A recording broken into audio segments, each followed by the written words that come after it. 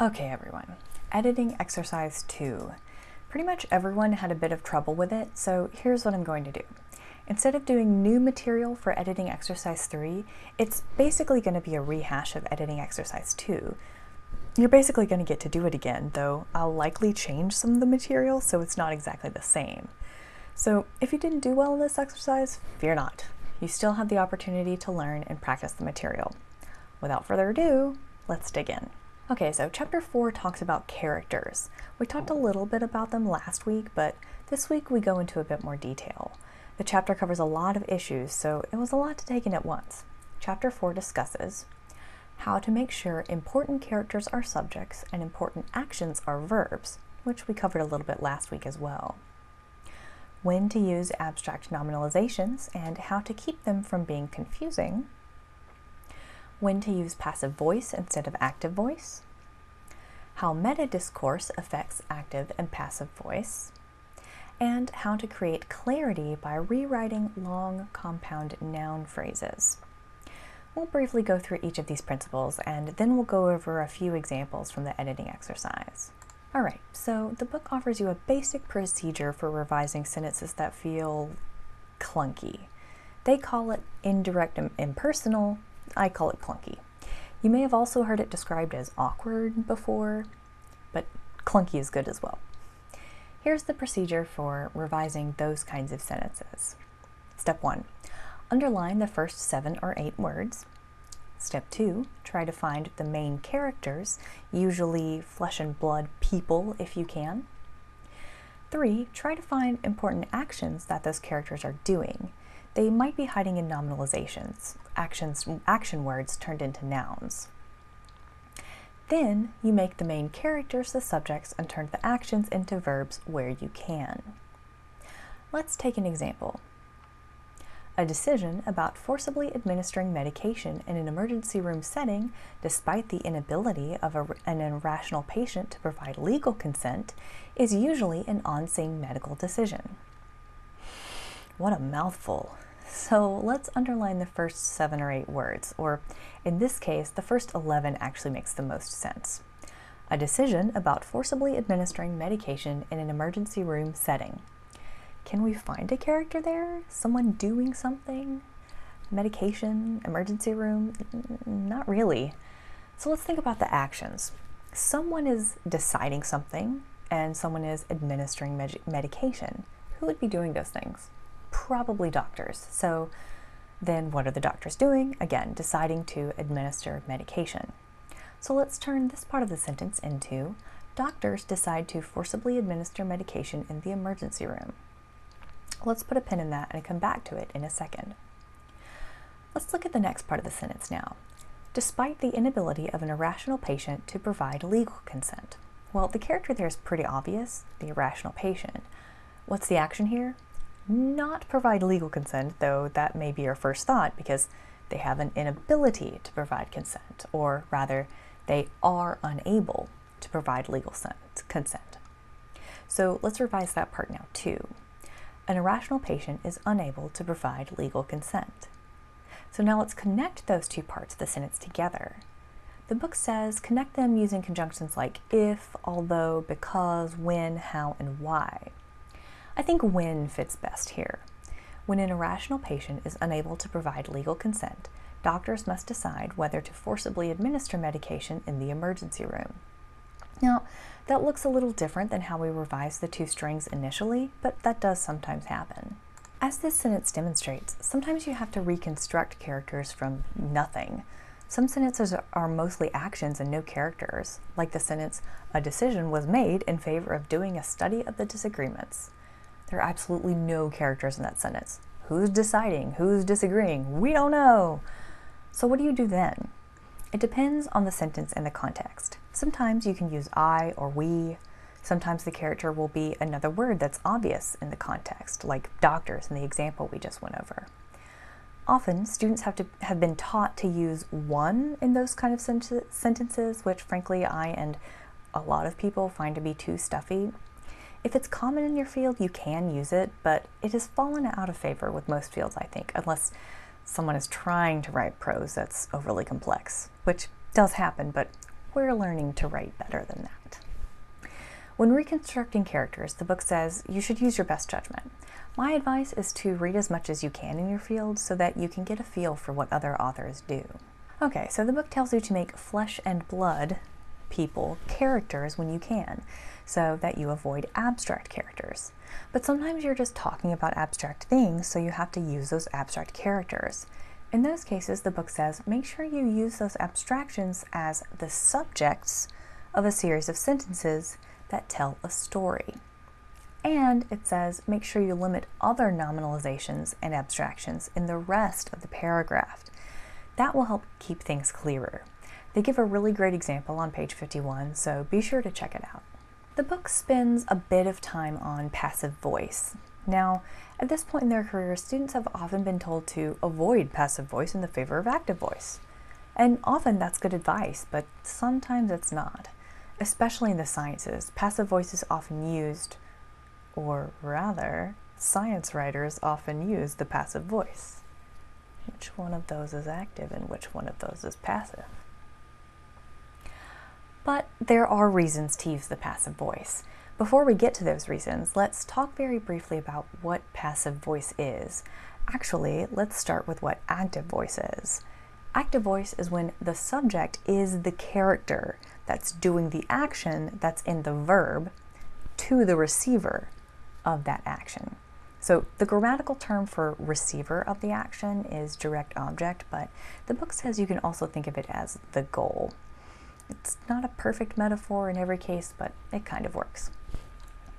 So in the sentence, I baked a cake, I am the subject, baked is the action verb, and cake is the goal or direct object. I am doing something to the cake. I am baking it. The passive version of that sentence is, the cake was baked by me. In this case, the grammatical subject of the sentence is actually that goal, and you'll notice the action verb baked now has a helping verb or past participle, usually some version of to be, like was or were. The cake was baked by me. And then the character, the person doing the baking, is just in a prepositional phrase, by me. Okay, so when should you use the passive voice? The book gives a few reasons to actually use it.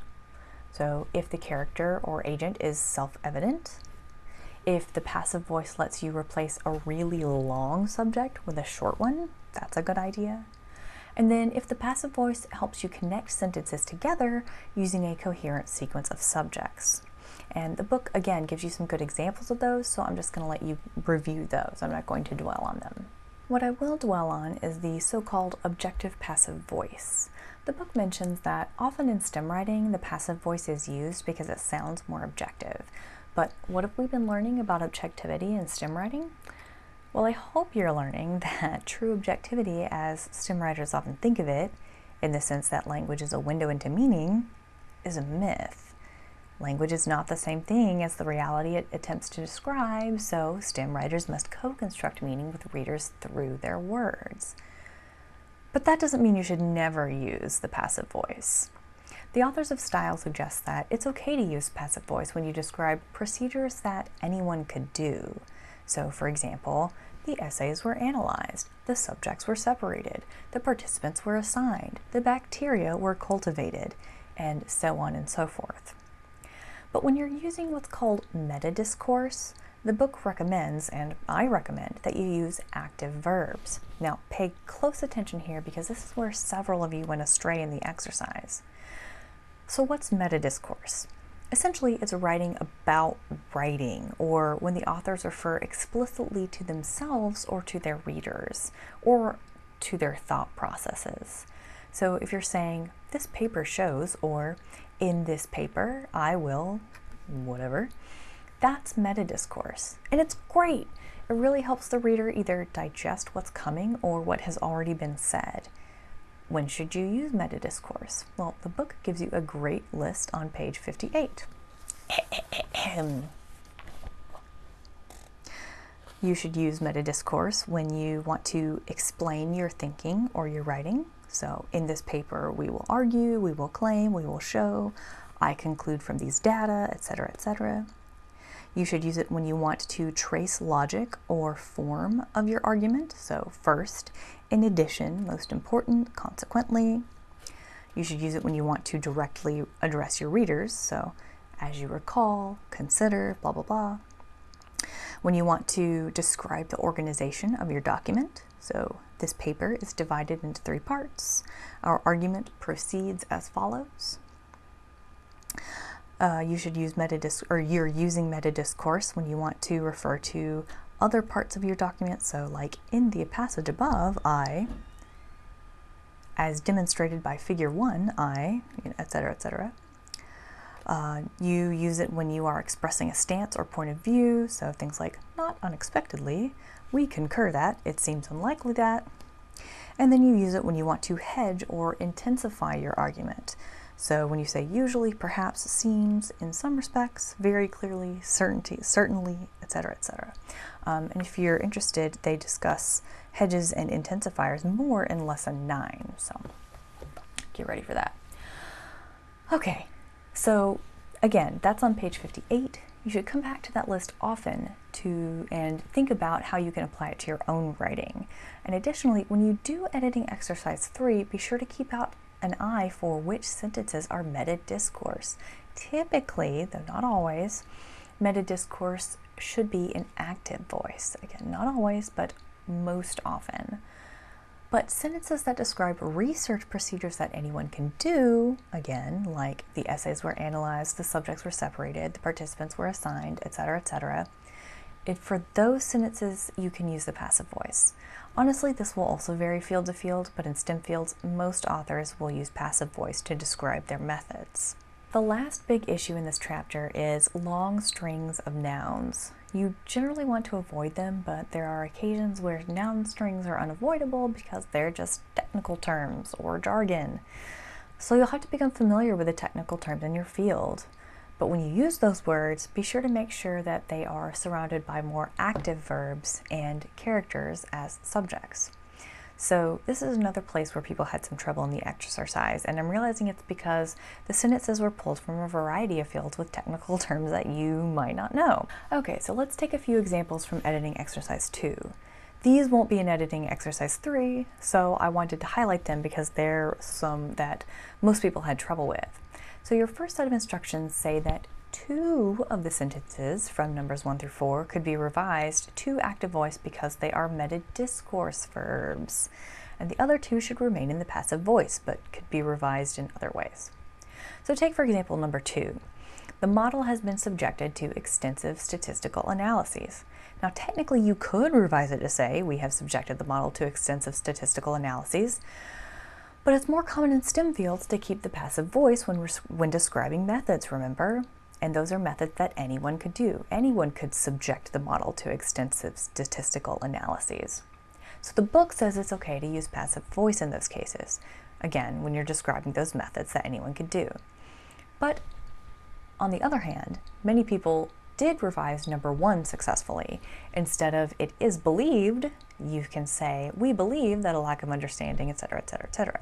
So believe here is a meta-discourse verb. It explains your thinking.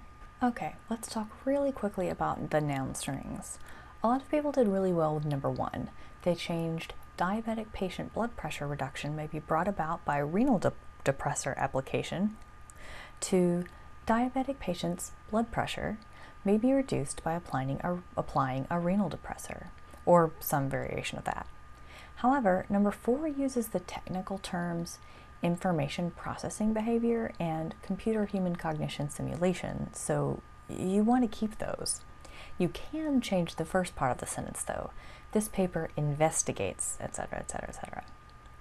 So I think that for next time, what I want you to do, instead of trying to revise strings of nouns that may or may not be technical terms in your fields, I want you to come up with at least one example from your field of a string of nouns that is a technical term that you would need to keep intact in your writing. That is, that you couldn't revise because it's a technical term. And then I want you to say how you would manage to keep your prose clear while using that term in your writing. All right, that'll be for next time though. That's all the examples I'll talk about for now. See you next week.